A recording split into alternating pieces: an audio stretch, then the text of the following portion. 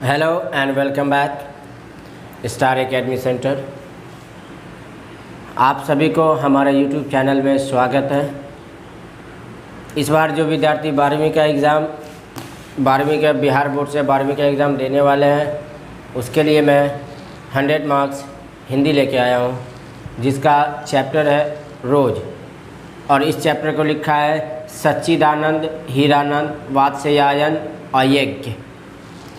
तो सबसे पहले चैप्टर शुरू करने से पहले मैं आप लोगों को ये बता देना चाहता हूँ कि अगर आप लोग मेरे चैनल पर नए हैं तो सबसे पहले मेरे चैनल को सब्सक्राइब कर दें और साथ में बेल आइकन को भी दबा दें ताकि अगले वीडियो का नोटिफिकेशन सबसे पहले आपको मिले। अगर हमारे ये वीडियो अगर आप लोगों को अच्छा लगे तो कृपया लाइक और शेयर ज़रूर करें। Thank you. आप लोग बिना शेयर बिना लाइक किए ही आगे चल जाते हैं।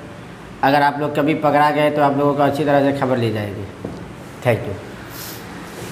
चैप्टर है हमारा रोज, जिसको लिखा सच्चिदानंद हीरानंद वात्स्यायन अयज्ञ। सबसे पहले मैं आप लोगों को हर जो भी क्लास या जो भी चैप्टर या जो भी किताब में पढ़ाता हूँ, सबसे पहले राइटर लेखक और मुसन्निफ़ के हालात ज़िंदगी के बारे में बताता हूँ। तो इस चैप्टर को भी शुरू करने से पहले मैं सबसे पहले लेखक के बारे में जान लेते हैं कि लेखक की पैदाइश जन्म। तो लेखक का जन्म 7 मार्च 1911 को हुआ था। लेखक का जन्म 7 मार्च 1911 को हुआ था और इसका निधन 4 अप्रैल 1987 में हो गया। इसका निधन 4 अप्रैल 1987 में हो गया।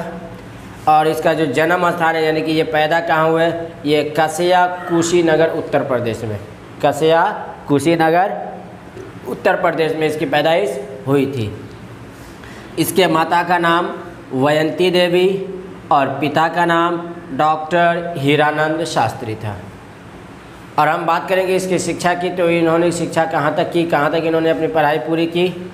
तो सबसे पहले ये आरंभिक शिक्षा इसके अपने घर पर हुई थी और 1925 में पंजाब विश्वविद्यालय से मैट्रिक की और 1927 में मद्रास क्रिश्चियन कॉलेज से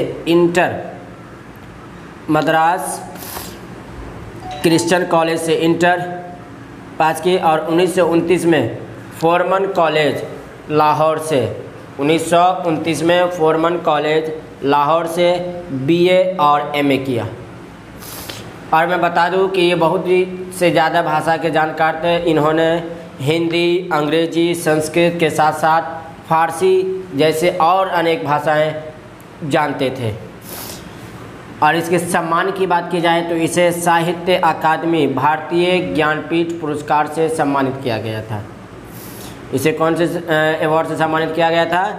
साहित्य अकादमी भारतीय ज्ञानपीठ पुरस्कार से इसे सम्मानित किया गया था। तो ये था लेखक का परिचय। अब चलते हैं हम लोग अपने चैप्टर की ओर। हमारा चैप्टर है रोज। रोज जो है ये एक कहानी है। रोज जो है ये एक कहानी है। ये डॉक्टर सच्चिदानंद के द्वारा लिखी गई सबसे ज़्यादा चर्चित कहानी है।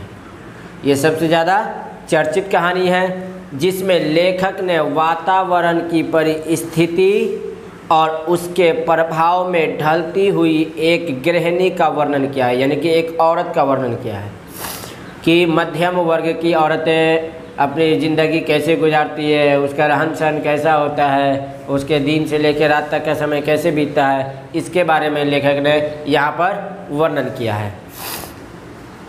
इस कहानी की प्रमुख पात्र मालती नाम की एक महिला है जो लेखक के दूर के रिश्तेदार की बहन है।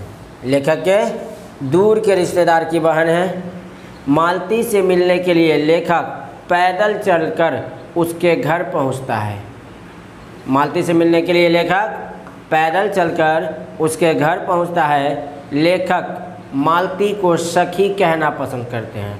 सखी कहना इसलिए पसंद करते हैं कि ये मालती और लेखक ये दोनों बचपन में साथ ही खेला करते थे, साथ ही रहा करते थे। और बचपन में यानी कि शादी से पहले तक ये बहुत ही वाचाल थी, ज़्यादा बोलने वाली थी। लेकिन शादी के बाद इसकी ज़िंदगी बदल गई क्योंकि उन्होंने मालती के साथ बचपन बिताया है। उन्होंने मालती के साथ बचपन बिताया है। बचपन में वह वाचाल थी। वाचाल कहते हैं कि ज़्यादा बोलने वाली को, जो सबसे ज़्यादा बोलती रहती है, वाचाल तथा चंचल थी। आज मालती विवाहिता है। आज मालती विवाहिता है, यानी कि आज उसकी शादी हो गई है और एक बच्चे की माँ है। वो एक बच्चे की माँ है। लेखक महसूस करते हैं कि वह कुछ कहना चाहती है। लेखक क्या महसूस कर रहे हैं कि मालती हमसे कुछ कहना चाहती है, लेकिन बोल नहीं पाती है, लेकिन कुछ कह नहीं पाती है।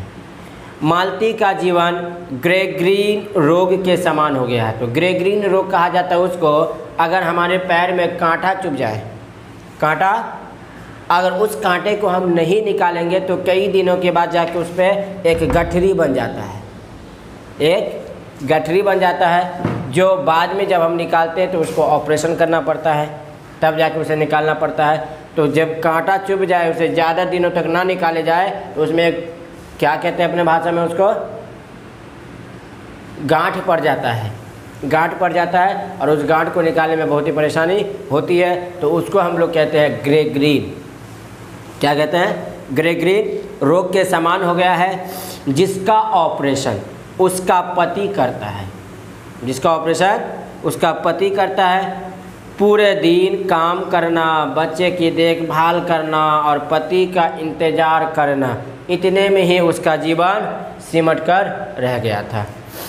यानी कि शादी से पहले वो बहुत ही वाचाल थी, घूमने वाली, फिरने वाली, ज़्यादा बात करने वाली थी, लेकिन शादी के बाद उसकी जो ज़िंदगी बदल गई वो दुखदाई थी कि जो शादी से पहले इतने वाचाल और शादी के बाद इतने जल्दी में, इतने ही कम समय में वो इतना बदल गई, ये कैसे हुआ।